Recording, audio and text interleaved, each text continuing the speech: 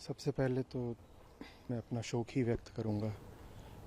11 जवान लोग, जिसमें कुछ तो टीनेजर्स थे, उनकी जान गई है, वो भी तब जब वो अपनी ओर से खुशी मनाने आए थे। और अभी बहुत सारे लोग हैं जो घायल पड़े हुए हैं। जल्दी से जल्दी वो रिकवर कर जाएं, यही कामना है मेरी। तो पहला ख्याल तो यही आता है कि बहुत गलत हुआ है, नहीं होना चाहिए था, और जो घायल हैं वो ठीक हो जाएं।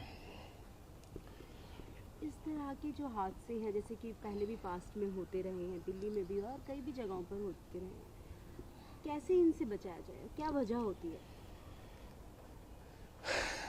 वजह तो ये होती है कि एक रोमन पोएट था, जोवेनल नाम से, जोवेनल।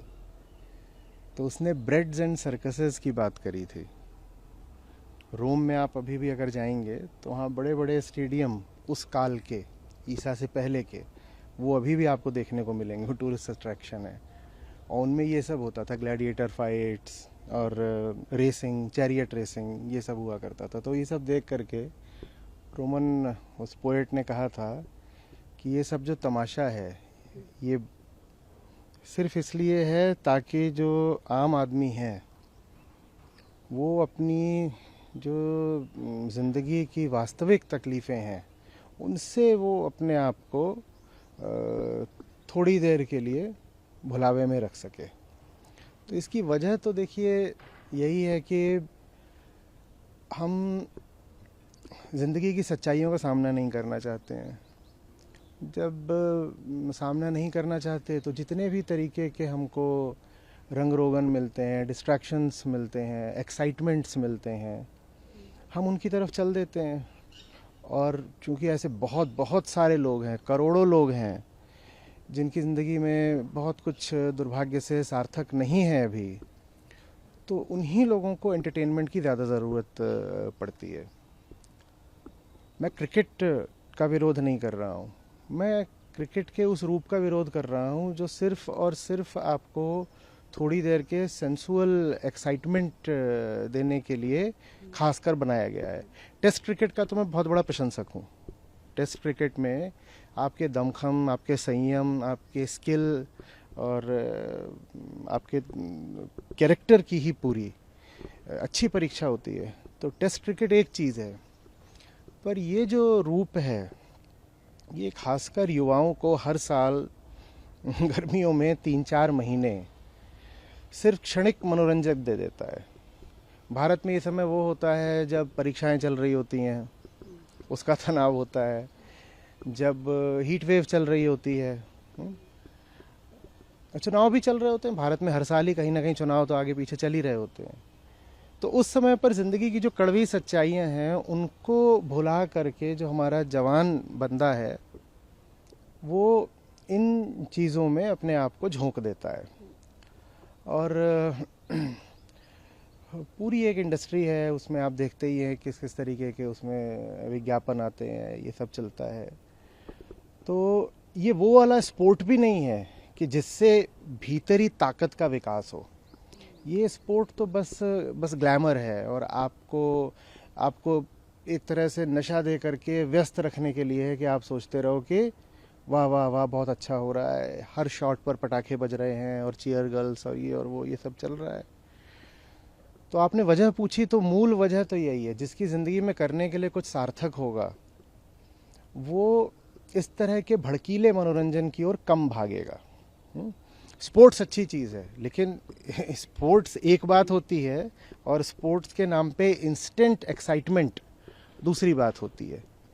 अभी स्पोर्ट्स है तो अभी चल तो रहा है, हमारा फ्रेंच ओपन चल रहा है, और एक बहुत बढ़िया अभी क्वार्टर फाइनल आने वाला है जिसमें एक 38 साल का आदमी, जिसको ग्रेटेस्ट ऑफ ऑल टाइम कहते हैं, आप जानती हैं किसकी बात कर रहा हूँ, हाँ, उसका अभी अलेक्जेंडर ज्वेरेव से मैच है, क्वार्टर फाइनल होगा। वो भी उतनी ही ड्यूरेशन का हो सकता है, इतनी ड्यूरेशन का एक आईपीएल मैच होता है।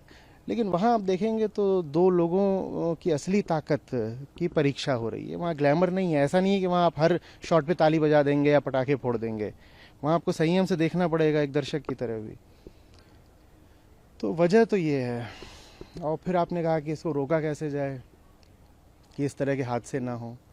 देखिए, जो तात्कालिक काम करना चाहिए वो तो यही है कि साहब क्राउड मैनेजमेंट करना सीखें सरकारें और जो स्थानीय प्रशासन है, क्योंकि इस तरह का काम अगले साल भी होगा, फिर से भी होना है। तो भीड़ फिर जमा होगी। जब पता है कि भीड़ जमा होती है तो उसमें जितने लोग जिम्मेदार हैं, जितने लोग उसमें स्टेक होल्डर्स हैं, जितने लोगों को उस पूरे टूर्नामेंट से फ़ायदा हुआ है, उन लोगों को चाहिए कि समुचित व्यवस्था करके रखें। पर ये बहुत एकदम एक तरह का क्विक फिक्स है जो बोल रहा हूँ। जो इसका लॉन्ग टर्म सॉल्यूशन है वो तो यही है, हमें राष्ट्र की वास्तविक तरक्की चाहिए, हमें राष्ट्र के हृदय में फौलाद चाहिए, और राष्ट्र को ताकत देने वाला वर्ग तो युवा वर्ग ही होता है। हमें अपने युवा वर्ग को सही अवसर देने पड़ेंगे, सही रोज़गार देने पड़ेंगे, और सबसे पहले एक सही जीवन दृष्टि देनी पड़ेगी कि ज़िंदगी है क्या।